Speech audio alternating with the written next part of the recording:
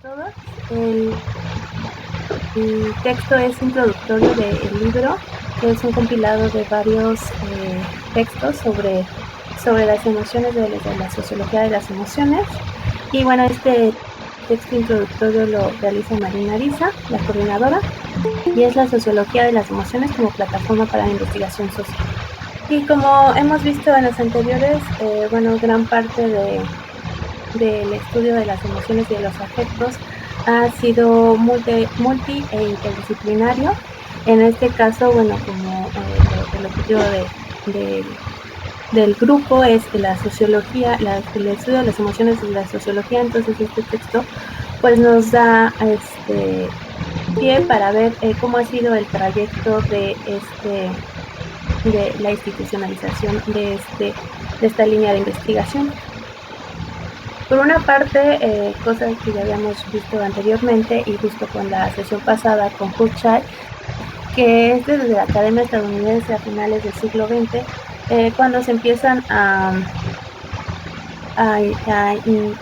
incorporar esta línea de investigación en los estudios de sociología, de la teoría de las culturales, no solamente por Kuchai, sino también por Randall Collins y Theodore Kempfer.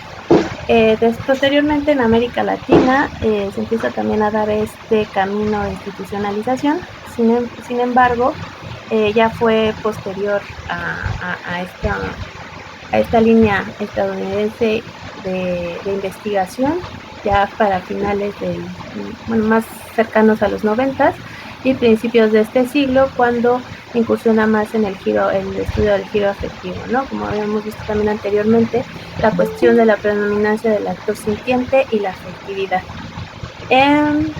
También en esta medida, para gran parte de los textos e investigaciones de América Latina, latinoamericanos, se empieza tanto una discusión del aparato teórico-metodológico, dice Ariza.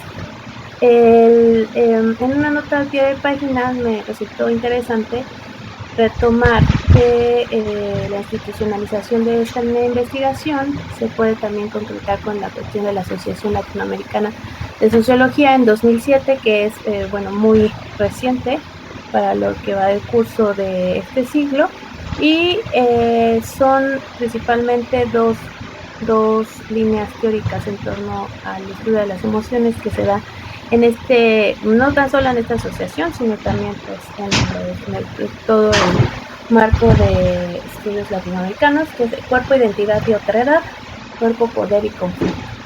En este aspecto también hay un debate que a lo mejor ya para 2021 está un poquito superado, la cuestión de la división de estudios del cuerpo y las emociones, ¿no? En donde pues se le daba a lo mejor mayor predominancia al estudio del cuerpo que al de las afectividades. Entonces, nos dice Marina que este es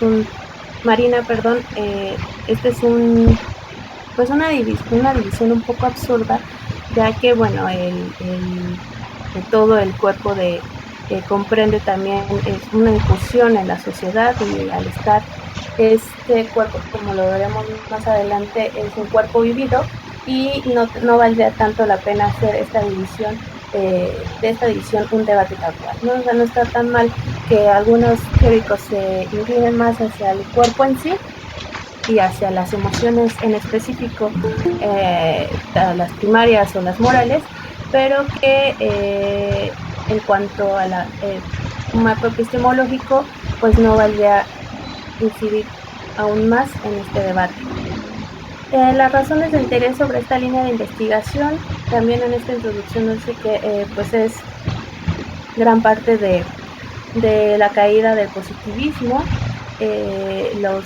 las narrativas o las teorías postmodernas, también una emocionalización de la vida pública con otros autores, en donde también ponen en manifiesto el papel, el rol, la importancia de las emociones para la construcción de la vida pública, ¿no?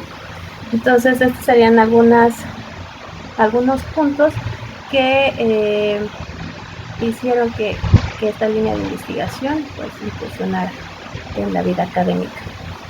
Nos dice Ariza que también la sociología entonces de las emociones es la que da pie a ese libro, a esa compilación de varios textos, ya que pues se reconoce que desde tanto la filosofía como también desde la cuestión biologicista están en el estudio de las emociones, pero para ellos el giro afectivo estaría repuntándose sobre los preceptos sociológicos. En esta cuestión también retoma la visión durkheimiana, en donde podría ser las primeras pistas de los elementos para una incorporación de las emociones en el campo sociológico. Nos dice que en esta visión la fuerza social de las emociones colectivas es la que unirá o une el orden simbólico y el orden moral, ¿no? También nos dice que las estructuras sociales distintas tienen efectos sobre la experiencia emocional, aunque bueno, estas aportaciones son un poco, son unas pinceladas a la incursión de la emocionalidad en la sociología, pero ahí están pues algunas primeras pistas o elementos que posteriormente, por ejemplo, Husserl retomará para su teoría, ¿no? También nos dice, bueno, reitera sobre la cuestión que se ve en varios de los textos introductorios o sobre el estado del arte de las emociones, en esta división de razón y pasión o razón y emoción, ¿no? Mucho también porque la sociología clásica a lo mejor no incursionó tanto porque estaban todavía imbuidos en esta gran división. También a propósito del orden social y el estado de naturaleza, retomado por Hobbes, en donde el orden social que funcionaba por una civilización, pues ya estaba dentro de la cuestión meramente razonable, en contraparte con las pasiones. Entonces, en una etapa civilizatoria, las pasiones pues tienen que ser dominadas y domadas. Y por otra parte, también la gran división entre mente y cuerpo todavía estaba presente cuando pues estos grandes sociólogos clásicos estaban incursionando en el campo sociológico. Por otra parte, también hay algunas pistas o preceptos básicos dentro de la sociología clásica para el estudio de las emociones por parte de Weber, que a pesar de también propugnar por una racionalización, reconoce la fuerza propulsora del carisma y la identificación emocional con el líder, por ejemplo, en su tipología de las formas de dominación. Una lectura crítica de Alastair, de Weber, de una de las la ética protestante y el espíritu del capitalismo, dice que retoma ahí dentro de su análisis que la angustia del creyente es por una triple humillación, ¿no? Ahí ya tendríamos dos de las emociones, un tanto, bueno, la segunda moral y la primera pues no podría decir que es primaria, pero que se unen por el resultado del contexto de pues, la ética protestante, ¿no? En este caso, la angustia se sustituye por una creciente laboriosidad y devoción hacia lo material, que es la suplantación de la devoción por Dios por la devoción al dinero, ¿no? Toda la cuestión material que supone el espíritu capitalista. Otra de las lecturas que menciona Ariza con tinte crítico sobre los sociólogos clásicos es Nocera, que retoma el concepto de efervescencia colectiva, que son pues unos lapsos en los que tienen carácter esencialmente emotivo o emocional, que puede dar configuraciones o reconfiguraciones en el mapa normativo, ¿no? de una sociedad. Entonces, esta efervescencia colectiva de Durkheim pues ya también da cuenta del carácter emocional que tiene parte de su teoría. Esta efervescencia colectiva puede ser de carácter destructivo, ¿no? En donde se destruye el tejido social, ambivalente, que pues en primera instancia puede resultar un poco caótico, pero puede llevar a resultados ya sea civilizatorios o a resultados que generen orden o un cambio, ¿no? También en cuestión social. Y el integrador, que pues este sí tiene una direccionalidad o una intencionalidad de primera instancia de concentración y positividad dentro del tejido social. Entonces, estas serían algunas también de las bases que tiene la sociología clásica para después rehacer o reconstruir o armar la sociología de las emociones. Entonces nos dice Arisa que las teorías socioculturales vienen en mayor medida de la tradición de los postulados de Durkheim como de Kaufman, que también, bueno, dentro de su teoría de la dramaturgia, toman algunos teóricos parte de sus preceptos para seguir construyendo pues algunas de sus principales categorías, como vimos el fin de semana pasado, las reglas de sentido de Hochschild, las normas emocionales, cultura emocional, trabajo emocional, poder y estatus e interaccionismo social. No todos son de Hochschild, solamente la primera, pero que estas serían de las principales categorías que como resultado de pues de todas estas bases de la sociología clásica, mezclada también con el interaccionismo, ¿no? Y las teorías socioculturales ya en los 70s, 80s y 90s. Entonces, la sociología de las emociones es como plataforma para la investigación social en este aspecto, que es la que toman varios de los autores del libro y que tienen principalmente de la vía epistemológica dos formas de considerar a las emociones. Las emociones pues tienen una naturaleza, un carácter social, y también los fenómenos sociales tienen una dimensión emocional, ¿no? Sería como una clase de dialéctica en donde pues las emociones no son consideradas nada más desde la parte fisiológica y neurológica, sino dentro del interaccionismo social, ¿no? Entonces las emociones serían una propiedad adicional o un elemento adicional de la interacción social y son sentidas por pues, los sujetos, ¿no? En este caso nos dice Arisa que se da cuenta del cuerpo vivido, en tanto no es solamente la emoción un elemento del sujeto en sí mismo, sino que se pone en marcha una vez que este sujeto está inserto en ciertos contextos sociales o interacción con otros sujetos, ¿no? De aquí surge que este cuerpo vivido tiene emociones básicas, como son la alegría, ira, tristeza y miedo, que son las emociones que desde las investigaciones de Darwin planteó como primarias, ya que se comparten y se viven por varios mamíferos desarrollados, altamente desarrollados, como los humanos, y las de segundo orden o morales, como por ejemplo el orgullo, vergüenza, indignación, culpa, humillación, gratitud, etc., ¿no? Entonces la sociología de las emociones va a ser que estas dos, tanto las emociones básicas como las emociones morales, pues entren también en interacción, ¿no? No solamente los sujetos, sino también esta gran división que hace de las emociones por parte pues de esta línea de investigación. Pero ¿cómo se dan esta interacción o cómo se relacionan? Pues a través de los códigos culturales, ¿no?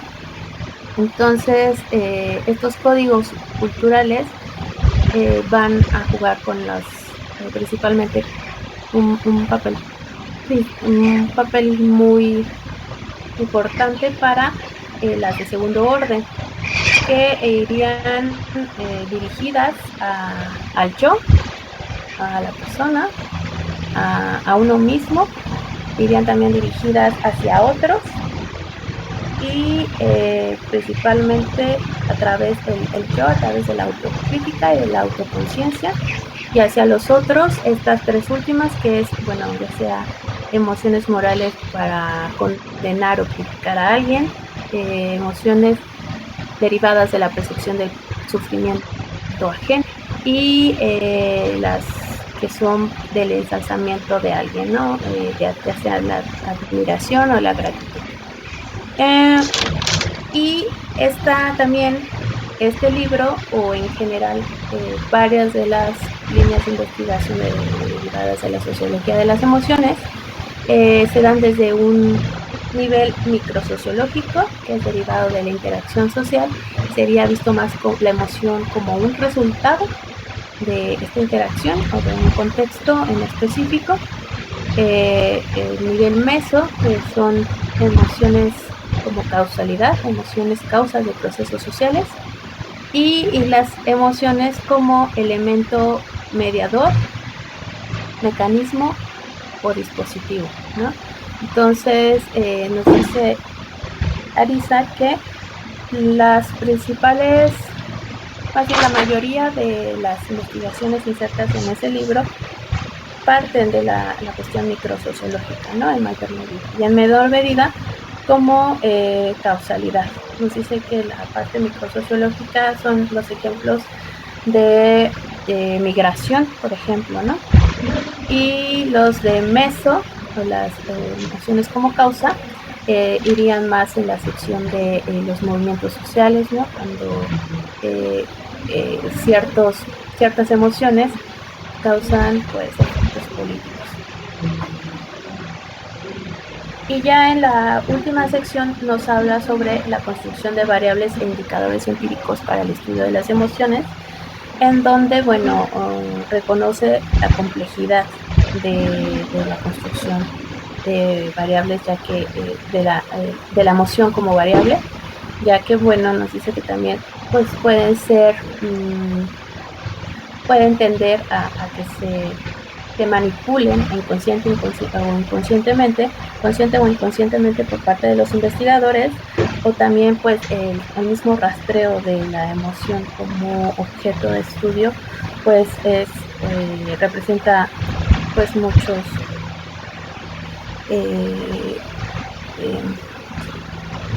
representa básicamente pues encontrarlos, un hallazgo de la misma emoción, pero también un reconocimiento para la misma academia, ¿no? O sea, ver la emoción como objeto de estudio también representa un reconocimiento.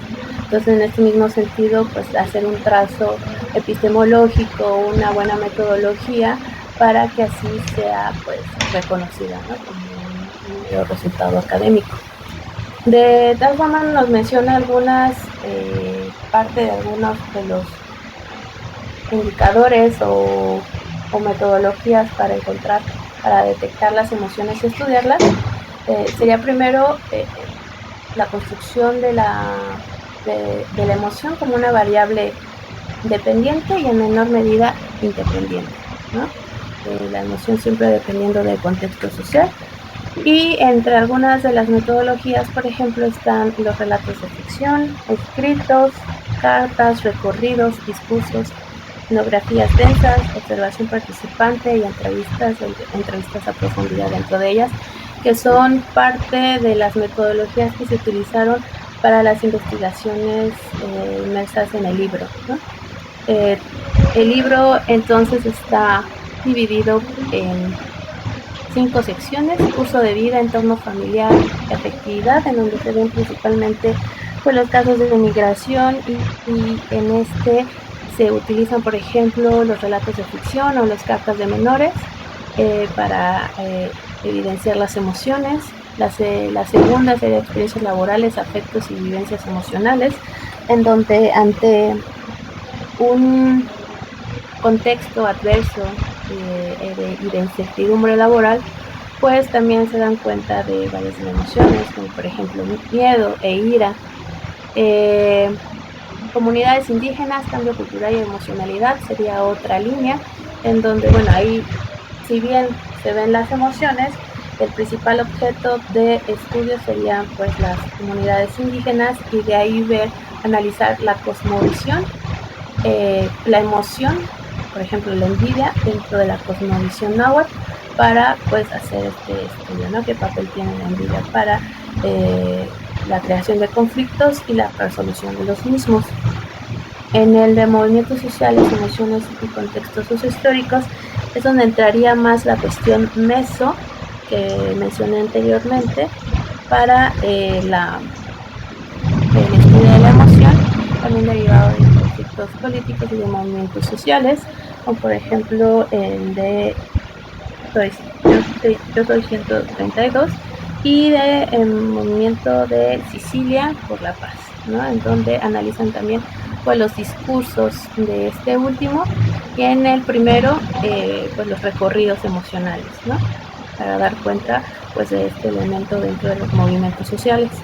Y en el último, que es el más corto, neurociencia y sociología de las emociones, es en donde se da pues un debate también un tanto epistemológico en cuanto al reconocimiento de, pues, de los avances de la neurociencia y también pues a no solamente ver las emociones dentro de su campo fisiológico, ¿no? Sino reiterar sobre la cuestión social de este nuevo campo de la sociología, ¿no?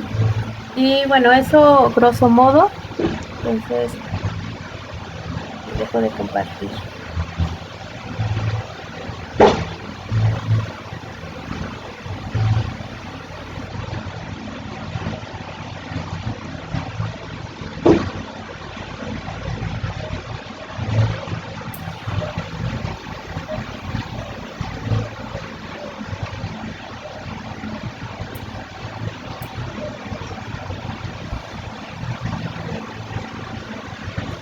Muchas gracias, Ale, por tu presentación. Creo que fue una buena exposición.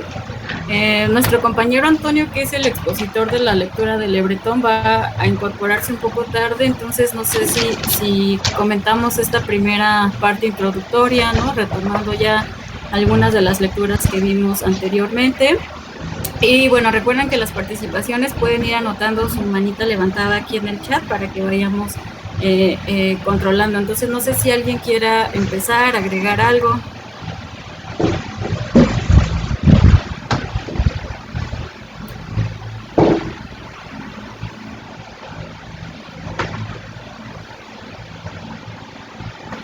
Bueno, aprovechando que expuse, igual me gustaría plantear algunas preguntas para los participantes, no para que pues lo respondan ahorita mismo, pero también no sé cuál es su interés particular sobre este campo de estudio. Sin embargo, si están haciendo a lo mejor alguna investigación o si van a utilizar a las emociones como objeto principal o a lo mejor secundario, pues sí ir pensando desde qué ángulos se están acercando, ¿no? Porque aquí sabemos que aquí estamos tratando de ponerle mayor importancia a lo mejor a la sociología de las emociones, pero las emociones están en muchísimos campos, ¿no? La antropología, la filosofía, inclusive también algo que se me olvidó mencionar anteriormente, de que bueno, también por parte de la filosofía, pero hasta de la economía política, ¿no? Entonces los primeros estudios sobre los afectos estaban dentro de estas líneas, filosofía y de economía, para después ya empezar a incursionar en la sociología y la antropología, por ejemplo, ¿no? O la historia o los estudios culturales en general.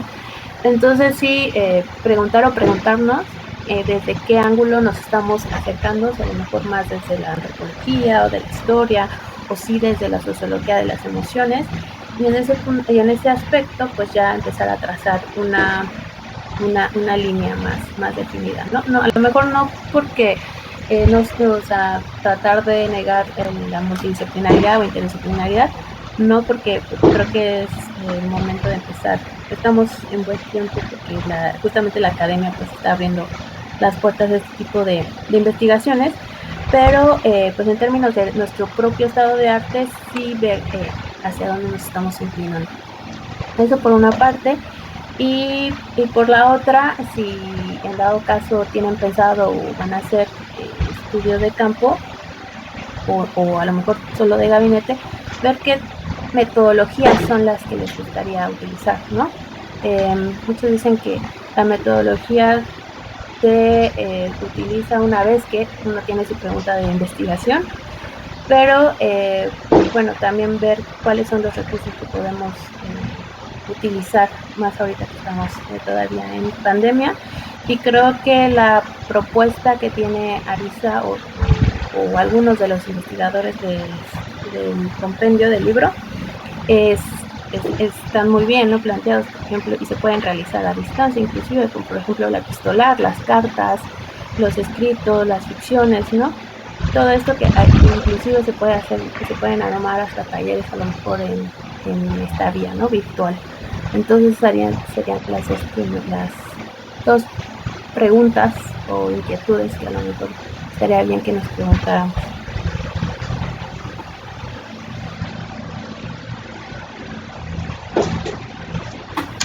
Bueno, yo quisiera tomar la palabra. Buenas tardes a todos y a todas. Bueno, en principio, ¿no?, con relación a la pregunta que lanza Alejandra, yo en este momento ¿no?, me declino más por el ámbito de la antropología de las emociones, ¿no?, más relacionada a la cuestión del interaccionismo simbólico. Aún no tengo así muy claro, ¿no?, como en términos empíricos, hacia dónde me gustaría como aproximar, ¿no?, el lente teórico. Por ahí pienso algunas cosas entre lo digital, ¿no?, la cuestión de las masculinidades, pero todavía no nada concreto, pero más o menos por ahí están mis líneas, ¿no?, mis perspectivas por el ámbito antropológico. Ahora bien, con respecto a ¿no?, este comentario que quiero agregar de la lectura, a mí me gustaría primero resaltar que Marina Arisa en esta introducción nos devela, ¿no?, algunas como cuestiones así que habían quedado aisladas en otras lecturas, ¿no? Por ejemplo, nos devela un poco más el contexto tanto latinoamericano con relación al tipo de producciones que estaban realizando, ¿no?, y en qué fechas llegaron más o menos las primeras producciones alrededor, como ella bien lo marca, ¿no? Primero fueron estudios alrededor del cuerpo y posteriormente se tuvo que trabajar, ¿no?, una línea latinoamericana, ¿no?, en relación a un cuerpo teórico metodológico desde el análisis de la afectividad y de las emociones. Otro de los elementos que nos va caracterizando muy bien Arisa tiene que ver, y que no habían hecho otras lecturas que hemos revisado, es como este contexto más amplio, ¿no?, en el cual se inserta la emergencia del estudio de lo emocional. Como bien mostraba Alejandra, ¿no?, empieza a ver y que lo vamos a ver seguramente, ¿no?, con la expresión de Le Breton, el declive en términos teóricos de la separación de lo que Occidente ha hecho entre razón y emoción, ¿no? Este declive que tiene que ver en términos de construcción de conocimiento con el positivismo, ¿no? Esta insinuación del pensamiento moderno de considerar que la inteligencia no está vinculada a la razón, y entre mayor dominio tenga uno de sus pasiones, de los sentimientos, mayor proceso civilizador, ¿no?, está como demostrando. Y esto, ¿no?, perduró por muchos años, ¿no?, muchos siglos incluso, y principalmente en el periodo, ¿no?, que aquí lo denomina Marina Arisa la modernidad tardía, la posmodernidad, ¿no?, o como la denominemos, ¿no?, pero este capitalismo ya entrado el siglo XXI va emergiendo, ¿no?, esta necesidad de cuestionar esos paradigmas positivistas. Eso por un lado, ¿no?, cómo va dando entrada a repensar al sujeto, ¿no?, ya no como un ser racional, lo que veíamos con Bericat en la primera sesión, ¿no?, sino más bien reproponer una idea de sujeto que estuviera vinculado con su sentir, ¿no? Ahí hacía una bonita referencia a la cita de Descartes con relación a pienso, luego existo, y más bien ya pensar en siento, luego existo, ¿no? Y que en el caso de Arisa ya habla del yo sintiente. Otro elemento que me parece importante resaltar, ¿no?, de este contexto en el cual emergen las emociones sin duda es la repercusión de las neurociencias, ¿no?, en las sociedades del siglo XXI, porque la influencia y el lugar de privilegio, de legitimidad social que tienen las ciencias biológicas, y en este caso, ¿no?, la neurociencia, es, ¿no?, total. ¿Por qué? Porque en los programas de televisión vemos, ¿no?, que invitan a hablar de las emociones a un neurocientífico y que él nos hable de por qué, ¿no?, esta disposición de los jóvenes a, ¿no?, a sentir ansiedad, a sentir soledad, ¿no?, a padecer ciertas patologías, ¿no?, y empieza la explicación, ¿no?, en términos abstractas, en términos neurocientíficas, y empieza a dominar el campo, ¿no?, de exposición mediática, y empieza a circular, ¿no?, el discurso de las neurociencias, ¿no?, por los medios de comunicación, que va apropiándose, ¿no?, el sentido común de ciertas nociones, ¿no?, pues más ligeras, ¿no? Es decir, no invitan a un sociólogo, a un antropólogo, ¿no?, a hablar de las emociones, invitan a un psicólogo, ¿no?, y a un neurocientífico, porque va muy ad hoc con la idea del yo, ¿no?, del yo individual, ¿no?, abstracto, que hemos hablado en otras sesiones. Pero, ¿no?, la entrada en el saber del conocimiento de las neurociencias tiene repercusiones, y eso lleva a las que siempre han sido como, ¿no?, las, si no secundarias, sí como ¿no?, las ciencias sociales han cogido ese papel, ¿no?, de entrar en confrontación sobre todo con posturas más radicales, ¿no?, que posicionan toda la explicación, ¿no?, monocausalismos en el cerebro. Entonces las ciencias sociales tienen que entrar ahí, ¿no?, desde la antropología y desde la sociología, ¿no?, y otras disciplinas, la historia, para intentar disputarle la definición sobre las emociones, ¿no?, a las disciplinas más legitimadas socialmente hablando. Entonces, para no apropiarme tanto del micrófono, por aquí dejaré mi primera participación, ¿no?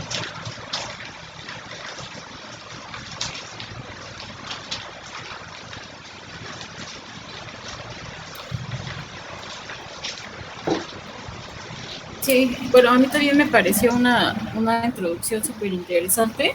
Creo que permite abonar algunos puntos que efectivamente quedaron un poco cortos en otras lecturas, pero yo creo que esta introducción que hace Marina Ariza sí es una buena manera, ¿no?, de que permite como entender este auge del estudio de las emociones en la Academia Internacional. Y pues este eje común, ¿no?, que ella denomina a partir de diferentes disciplinas como la antropología, la filosofía, la historia, ¿no?, la música, la sociología, para precisamente criticar este énfasis que se había puesto en las emociones como una capacidad fisiológica, ¿no?, algo inmutable, una constante universal. Y pues en este sentido, el estudio de las emociones desde las ciencias sociales, ¿no?, y las humanidades han pues generado nuevos vocabularios conceptuales y metodológicos que permiten este acercamiento, ¿no? Yo también soy de la idea, como ya lo mencionaba Ale, o sea, del uso de esta andamiaje metodológico y teórico, pues debe ir en función del objeto de estudio que uno pretende abordar, ¿no?, para adecuarlo y no pues tomar a lo mejor ideas, ¿no?, o aspectos que no se relacionan, ¿no?, porque precisamente lo que se intenta a partir de este estudio de lo emocional desde lo social es precisamente dar cuenta, ¿no?, de que son un fenómeno que no se pueden separar del contorno sociocultural e histórico en el que emergen, ¿no?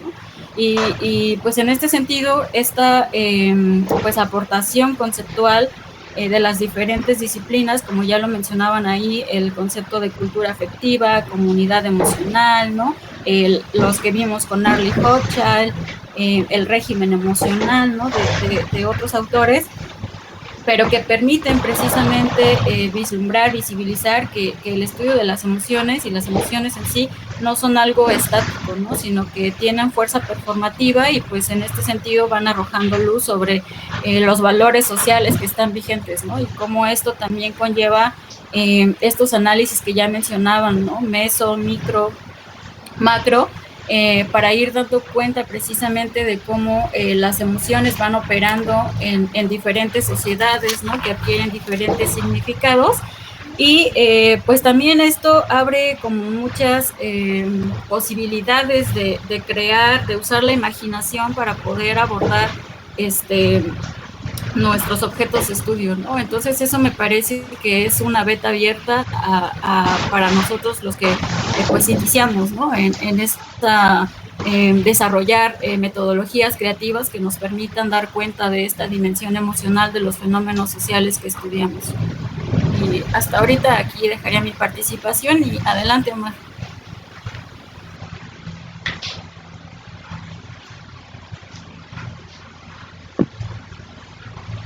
Pues primero pues gracias por la exposición, la compañera Alejandra. Y pues sí, tienes mucha razón en el hecho de que pues si bien lo que nos convoca es el tema de las emociones, sí creo que todos tenemos una perspectiva muy particular. Pues a mí lo que me deja esta lectura y lo que considero más valioso, que igual ya más o menos se va comentando, pues es el alcance pues ya empírico que nos deja ver la autora, ¿no? Más o menos introduciéndonos ya en estudios de varios sociólogos, antropólogos que han problematizado las emociones y pues ya tomando pues un objeto de estudio. Pues a mí me quedan pues muchas inquietudes, como lo comentaba en la primera sesión, yo que vengo de sociología de la ciencia y he trabajado esa cuestión, pues me llamó sobre todo la atención lo que describe de resumen del último capítulo, que pues es un diálogo franco con la neurociencia. Bueno, para mí haría falta leerlo, no sé exactamente qué dice, pero pues si acaso, bueno, aportar comentarios en el sentido de que pareciera que es muy reciente también este tema de que la neurociencia, de que se invita a neurocientíficos a describir emociones, a psicólogos y pocas veces a sociólogos. Hay un autor, escribió en 1960 sobre la importancia del desarrollo del cerebro, pero desde un enfoque pues sociocultural.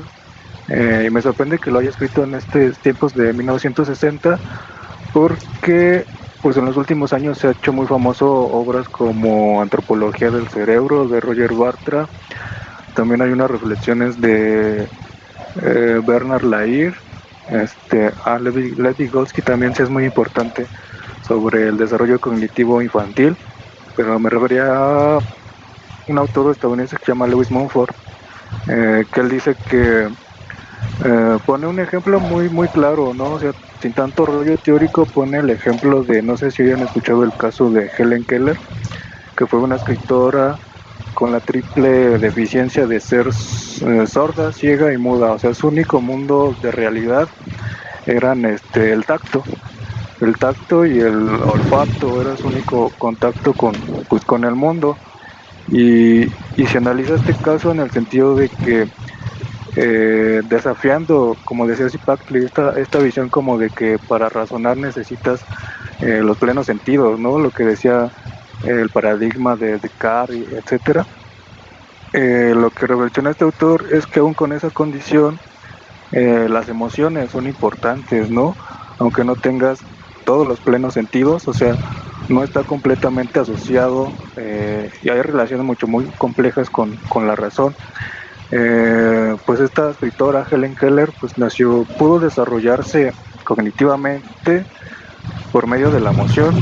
Si no hubiera sido por una maestra que ella le enseñó, y creo que entendió que contribuyó a inventar el lenguaje de señas, y lo que sobre todo trataba de enseñarle no era tanto palabras y relacionarse con el mundo, pero sobre todo emocionalmente, ¿no? Y yo creo que el desafío interpretativo para nosotros es cómo con simples señales de señas logras transmitir todo un mundo de emociones, ¿no? Y zonas que tienen como esas deficiencias, y creo que incluso teniendo un aparato razonador, pues no sabemos transmitir, interpretar, leer emociones, ¿no? Yo creo que como todo lo que hizo pensar esto, como les decía yo, desde que vengo de sociología del conocimiento, de la ciencia, y dando la importancia a pues esta parte empírica de las emociones, que yo creo que voy a tratar de leer este artículo que sugiere Marina Ariza, y bueno, es lo que quería comentar al momento.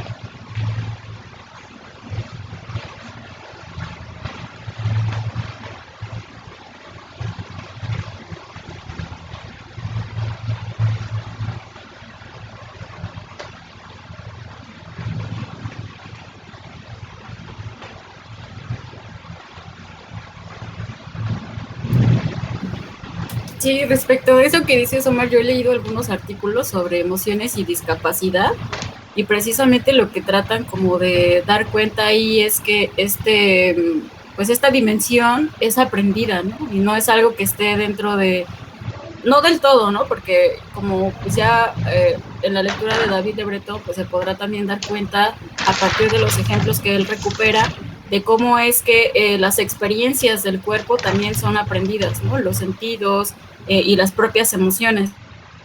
Entonces sí, creo que también aquí sí se abre bastante el debate, sobre todo con las neurociencias, porque, por ejemplo, Antonio Damasio, ¿no? Que es como de los pioneros en esta discusión, ha intentado como dar cuenta de que sí existen emociones que tienen un componente fisiológico, ¿no? Biológico, pero que están vinculadas con el contexto en el que surgen, ¿no? Las personas con las que nos relacionamos, ¿no? Y que pues es, a final de cuentas, un detonante social lo que hace que esa emoción se active o desactive en relación con el contexto y con las relaciones que nosotros mantenemos, ¿no? Entonces se adhieran como que al sistema, a lo sistemático, más que ayudarlos en cuestión de duelo, en cuestión de que no pudieron socializar con sus compañeros de pares. Es más como que ya, bueno, déjenlo pasar, asimílenlo y salgan fortalecidos de este trance emocional y para adelante, ¿no? Yo creo que va más allá de una resiliencia, de quererlos ajustar al sistema, ¿no? O sea, bueno, ya tuviste complicaciones, hubo pérdidas y seguimos para adelante. Yo creo que no se va a digerir tan así, ¿no? Por eso a mí me interesa este tema, para estar pues preparada para enfrentar todo eso. Es lo que quería compartir, porque ya se va a acabar la llamada. La lectura de Le Breton, que es muy extensa y precisamente nos recoge todos estos simbolismos, significados, sentidos. En cuanto yo me refería a una conferencia que rescaté de David Le Breton, que hizo en el 2019 en el Museo de Franz Mayer. En el 2019, ahorita les paso el link. Y precisamente en esta conferencia habla sobre la antropología de la risa. Yo creo que tiene mucho que ver con este capítulo y con el capítulo 2, creo que también.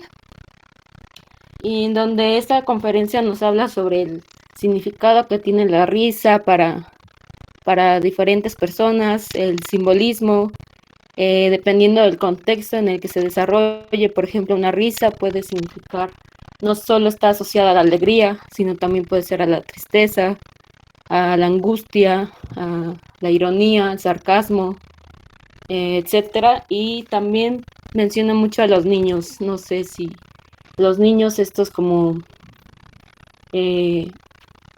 crecientes de muchas emociones que vemos, que siempre están felices, que pueden pasar de un llanto al enojo o a la risa. Inclusive también creo que es muy interesante cómo lo maneja Le Breton. También habla sobre cómo las emociones pueden, no sé, transcurrirnos a diferentes etapas de nuestra infancia, por esa relación que tiene con la niñez. Y creo que es muy interesante cómo que Le Breton nos maneja todas estas particularidades en cuanto a las emociones, y creo que pues si pueden leer todo el libro yo se lo recomiendo. Es muy es muy satisfactorio ver esta parte antropológica de las emociones. Y ahorita les paso el link de la conferencia. Sería todo.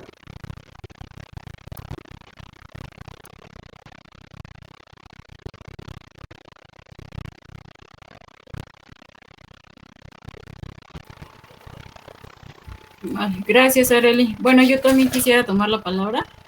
Definitivamente es un texto súper interesante. A mí me gustó mucho la manera en la que va introduciendo estos ejemplos de los niños salvajes, ¿no? De los niños aislados, de los náufragos, para precisamente ir como dando cuenta de la manera en que las emociones, las percepciones, las gestualidades, ¿no? Las expresiones faciales de las emociones y todo este cúmulo de la experiencia corporal y lo emocional, pues las vamos aprendiendo, ¿no? Son aprendidas y para él por eso destaca mucho esta idea de los procesos de socialización, ¿no? Y sobre todo porque, pues, bueno, no sé si han leído la teoría de los sentimientos de Agnes Heller, pero me parece que tiene algunos puntos como en común con ella, de que precisamente pues los niños desde la infancia van adoptando a partir de sus relaciones más cercanas, ellos van aprendiendo precisamente estas maneras y reglas tanto comportamentales como sentimentales, ¿no? En términos de Hochschild. Entonces esto pues me parece que es una entrada súper interesante de cómo la educación, ¿no? Modela nuestra relación con el mundo, con los otros, y pues en este sentido pues también modela nuestros sentidos, nuestro cuerpo y nuestras emociones. Eso me parece un punto fundamental y ahí creo yo que también se rescata esta idea del actor sintiente dentro de la sociedad, ¿no? Y que si no está en la convivencia social o no tenemos un otro, pues esta dimensión emocional, pues parece que se reduce a lo biológico, ¿no? Entonces eso me parece un punto. Y respecto a lo que decía Arely también sobre la expresión social de las emociones, este punto también me pareció súper interesante. Creo que también pues se parece un punto, en este punto de las ideas de Hochschild, ¿no? En este intercambio de expresión emocional según las relaciones, ¿no? El contexto, y pues que en este sentido están vinculadas a este repertorio cultural, perdón, que es este concepto que utiliza mucho Le Breton, que es compartido socialmente, ¿no? Y pues en este sentido, pues este repertorio cultural es el que hace que ciertos sujetos se afilien con el grupo, ¿no? Al que pertenecen, esta llamada cultura afectiva, diría él, y pone ahí los ejemplos de el duelo o la muerte, ¿no? Y también aquí pues deja ver que las emociones pues no son estáticas, como ya hemos mencionado, ¿no? No son un estado universal, sino que pueden modificarse con el tiempo, siempre teniendo en cuenta pues el contexto social y cultural de los grupos, ¿no? Y esto me parecía súper interesante porque en el capítulo 4 retoma otra vez como este punto y habla precisamente del problema de universalizar estas expresiones emocionales, como ya lo mencionaba Arely. Y me pareció súper interesante porque retoma mucho justamente para criticar esta idea de la universalidad o el problema de la universalidad, es a partir de los estudios de la psicología experimental de estos psicólogos tan influyentes del siglo XX, XXI, Paul Ekman y Friesen, acerca de universalizar esta idea a partir de sus estudios que ellos hicieron en los años 60 principalmente, en donde usaban microcuentos y se los daban a las personas. Me parece que ellos trabajaron con personas de China, Japón, la India, Estados Unidos, y mostraban esos microcuentos y a la vez, en relación a cierto cuento, ellos les mostraban a las personas ciertas fotografías con el rostro de las expresiones, ¿no? Y entonces les leían el cuento y ya las personas iban relacionando el cuento con la fotografía que ellos creían, ¿no? Entonces ellos en sus estudios pues universalizan estos ciertos patrones de movimientos, ¿no? De movimientos faciales, expresiones faciales, y en este sentido pues analizaron como las emociones más básicas, ¿no? El orgullo, la alegría, la sorpresa, y según cada expresión facial, pues refería a cierta emoción, ¿no? En este caso, pues la que ya conocemos, ¿no? De la alegría, la sonrisa, pero como bien mencionaba Arely, otros antropólogos critican esta perspectiva en el sentido de que reír no tiene el mismo significado ni para todas las culturas ni para todos los sujetos, ¿no? Entonces se fue como criticando estos experimentos estos estudios, perdón, de la psicología experimental para dar cuenta precisamente de que ni la expresión corporal es universalmente correspondiente respecto a los patrones faciales, ni tampoco a los movimientos y pues mucho menos a la atribución de los significados de estas expresiones faciales, ¿no? Entonces me parece que en ese sentido la antropología ha dado un vuelco a estas, a explicar, ¿no? O al menos intentar como criticar esta idea de la universalidad y de que las expresiones faciales, pues en este sentido se reducen precisamente a esta perspectiva biologicista, ¿no? Que después Le Breton va a criticar estos estudios y también al propio Darwin, como ya lo habían mencionado, ¿no? En esta idea de que la emoción se reduce solamente a la expresión de las emociones a partir de los gestos, de los movimientos musculares de la cara. Y pues precisamente también en este punto pues coincide con esta Hochschild, ¿no? En torno a que el sujeto pues maneja sus propias emociones según las circunstancias y lo que también marcaba mucho Le Breton es esta idea de la actuación superficial o profunda, ¿no? En términos de Hochschild. Entonces esta es una de las ideas principales, ¿no? En el sentido de que pues nosotros manejamos nuestras emociones y recordaba también una de las preguntas de la sesión pasada que hacía, no me acuerdo si Alejandra, de qué pasa con estas emociones en términos del acto teatral, ¿no?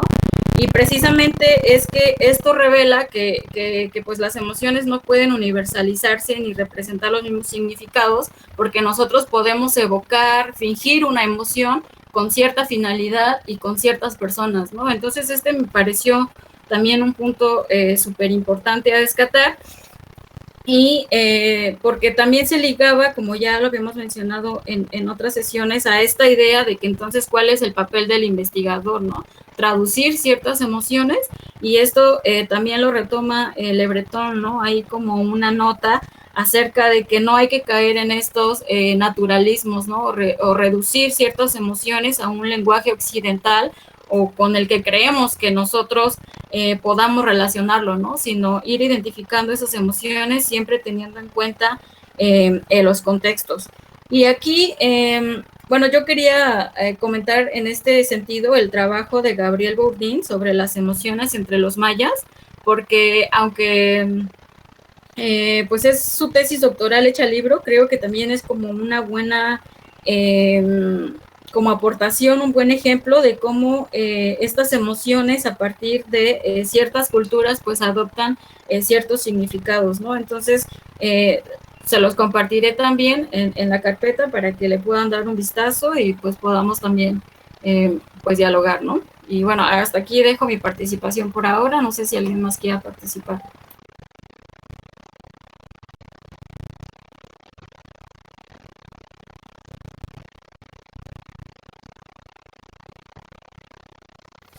Sí, bueno, retomando lo que dice Selene y a todo lo que hemos compartido, Le Breton menciona, no me acuerdo si en un capítulo o en su conferencia, porque son muy parecidos, menciona que también las emociones están ligadas al lenguaje. Bueno, él dice unas frases en francés, obviamente, que muestran como que emociones, ¿no? Por ejemplo, nosotros lo vemos muy seguido y lo decimos, cagarnos de risa, miarnos de risa, todo eso. Siento que está muy ligado al lenguaje y al cuerpo, incluso, y entonces ahí como que defiende su hipótesis que dice que las emociones no necesariamente deben de estar desligadas al cuerpo, ¿no? Que también tienen esa parte corporal en las emociones, no tanto desde lo fisiológico o lo biológico, pero sí tienen como que cierta relación. y creo que eso es muy importante de rescatar. Otra cosa creo que también menciona en su conferencia sobre que la risa, en términos religiosos, creo que está asociada más a lo diabólico, a lo malo, pues, y la sonrisa es más como que a lo divino, a lo puro. Entonces, como que hay esa diferencia entre la risa y la sonrisa, pero igual también tiene que ver con Weber, con la ética protestante, y creo que es lo que recuerdo ahorita de su conferencia. Ahorita que me acuerde más cosas, ahorita lo comparto.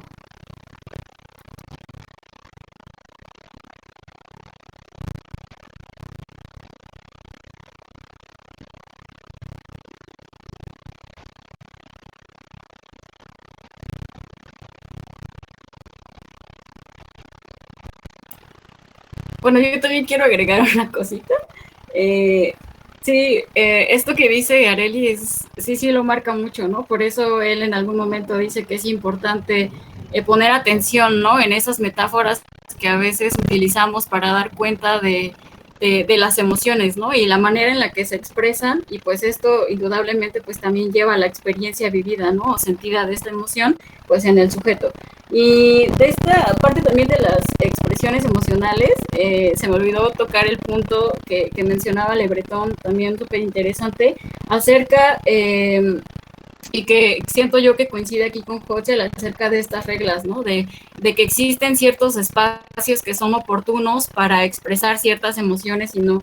Y aquí recuperaba también el ejemplo que pone él, ¿no?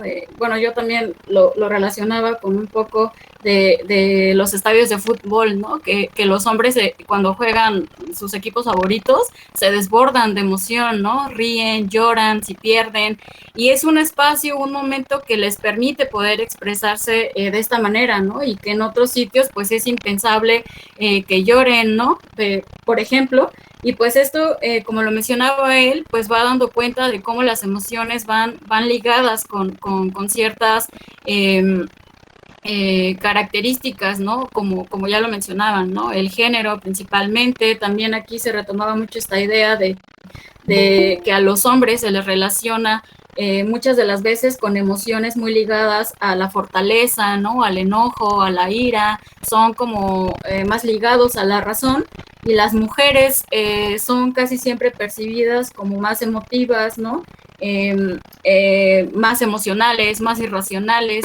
Entonces esto también pues va a ir permitiendo la manera en que se van modulando las interacciones en ciertos espacios, como ya lo mencionábamos en otras sesiones, a partir de estas reglas de emociones que se permiten en ciertos espacios y que en otros está totalmente sancionado, ¿no? Entonces ese también me parecía un punto pues a rescatar, ¿no? Y ahora sí aquí lo dejo y no sé si... Saben, bueno, como mencionó la compañera Areli, que hay muchos recursos de conferencias. He visto, creo que 2 conferencias de él, y he leído otro libro de él, y más o menos tengo un poquito de noción de lo que habla Breton. Pues iba a comentar algo parecido a lo que decía Zipactli, pero más que nada enfocándolo en...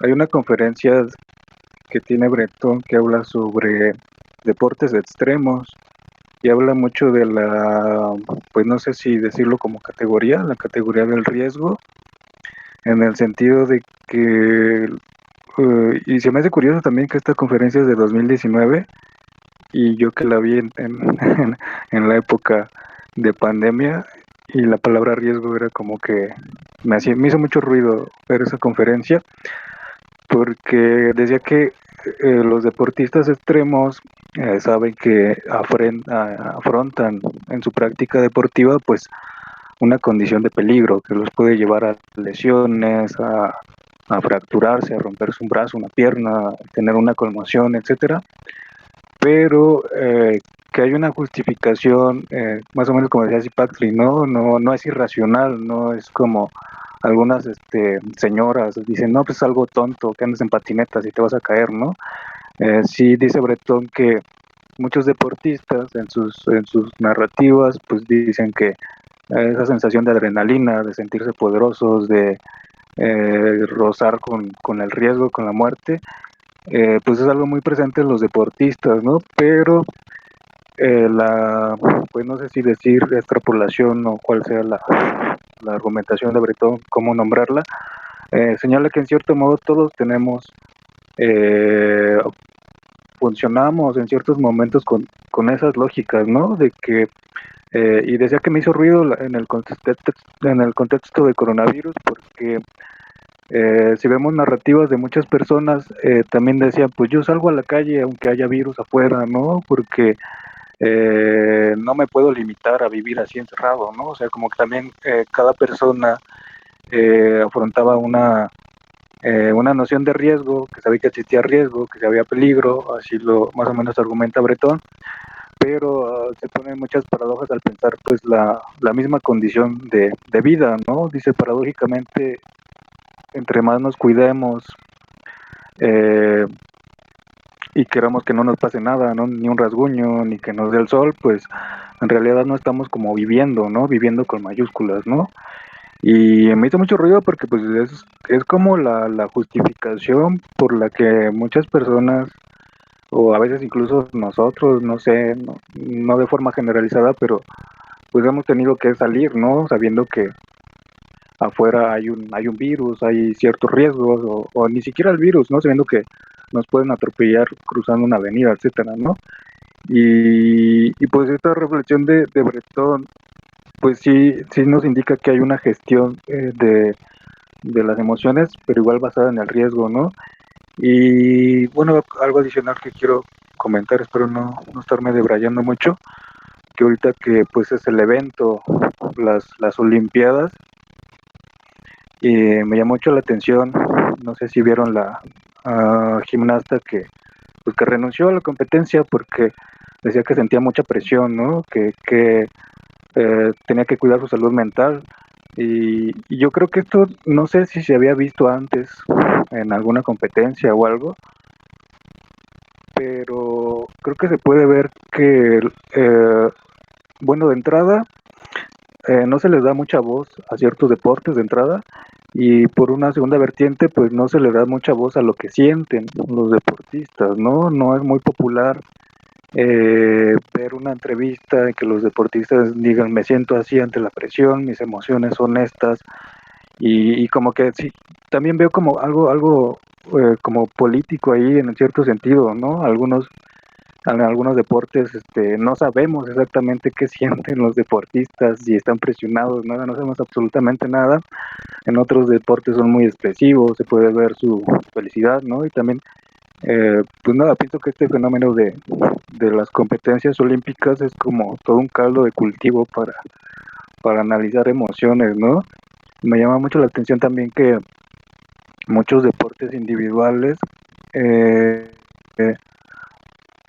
pues no necesariamente todos están ahí como con una visión ascética o digamos que yo compito a nombre de mi país, sino que en el sentido mismo de que son competencias individuales, se hacen como amigos de personas de sus aparentes rivales, ¿no? En la televisión nos lo presentan como competidores, rivales, pero pues en la vida real se dejan entrever que son muy amigos, ¿no? Porque hacen lo mismo, practican el mismo deporte, y aunque sean de diferente nacionalidad y compitan por medallas, en realidad hay un compañerismo, ¿no? Hay emociones compartidas ahí que incluso son más grandes, ¿no? Que un ideal de nacionalidad, ¿no? Es como que hay muchas cosas interesantes que ver ahí, pues sí van de la mano con mucho de lo que piensa Breton. Hasta ahí dejo mi participación.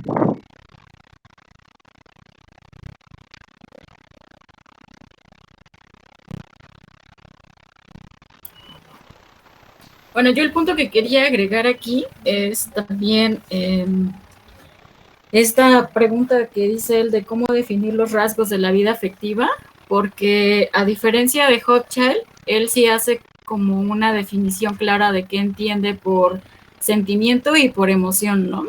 Lástima que no está Hugo, porque a él le interesaba mucho esto de definir qué es sentimiento, emoción, pasión, afecto, y me parece que Le Breton sí hace como este intento de pues diferenciar qué entiende él por una cosa y por otra, ¿no?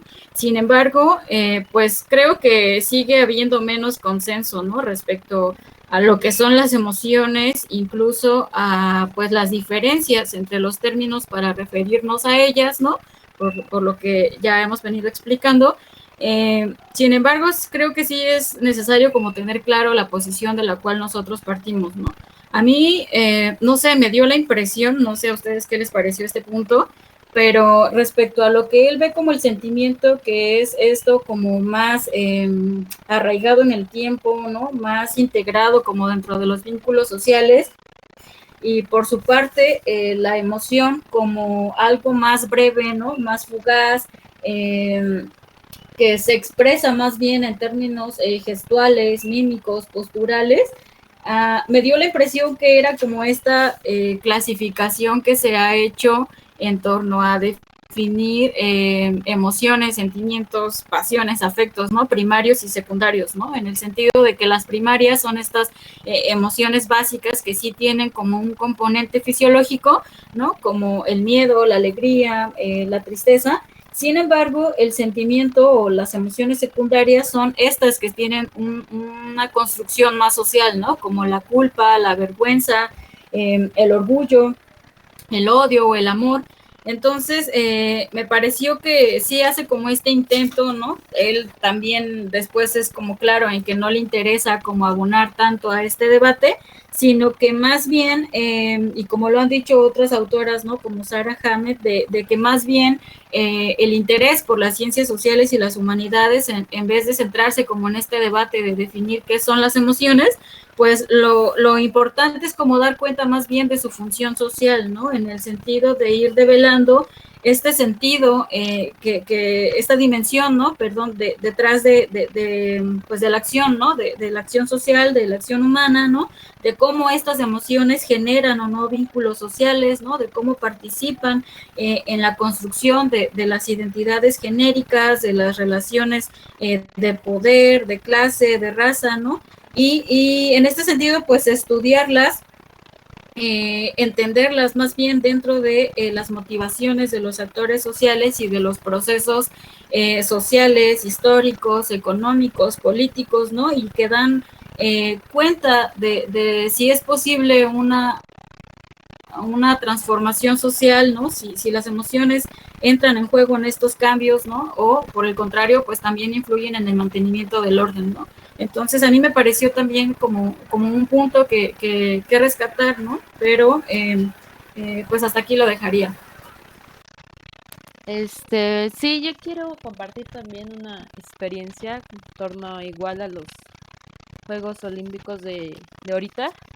Es que un día, no me acuerdo si ayer o en esos días, prendí mi computadora y obviamente pues me puse al canal a ver un juego, etcétera. Creo que estaban los clavados y entonces pues vi a estas chicas clavadistas, creo que eran japonesas, sí eran japonesas, en posición fetal, llorando, no sé, muy, muy, muy feo, hasta sentí un sentimiento muy feo, pensé que habían quedado en último, pero creo que no, creo que habían quedado en tercero o en cuarto, y me pone a pensar y también relacionarlo a lo fuerte, ahorita que están diciendo, a la presión social que carga mucho de estos deportistas, y más las japoneses, que su cultura se maneja esta perfección de que deben ser súper perfectas, sin, sin un pequeño defecto a todo lo que hacen,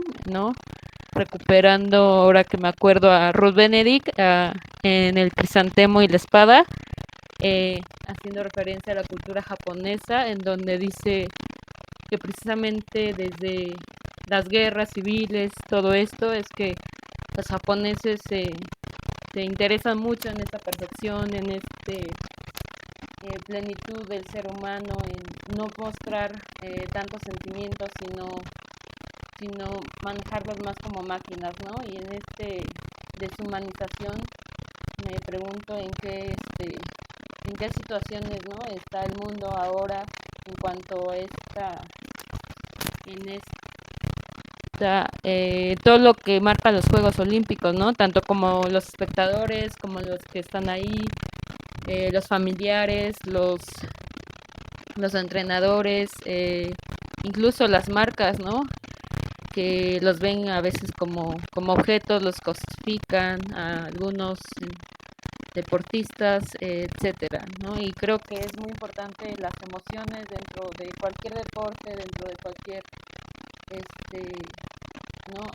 Actividad humana, eh, como que nos deslindarnos de nuestras emociones, ¿no? Siempre hacerlo de forma positiva es lo que nos han impregnado, pero pues también si no podemos alcanzar algo también está bien, ¿no?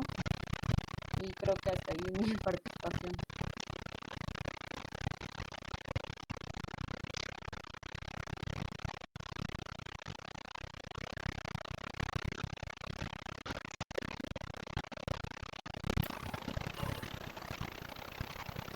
Sí, bueno, pues yo creo que estos ejemplos sirven mucho para dar cuenta, ¿no? De estos valores que están vigentes en las diferentes sociedades, ¿no? Sin embargo, pues quedan bastantes ideas por debatir y bueno, ya se nos está acabando la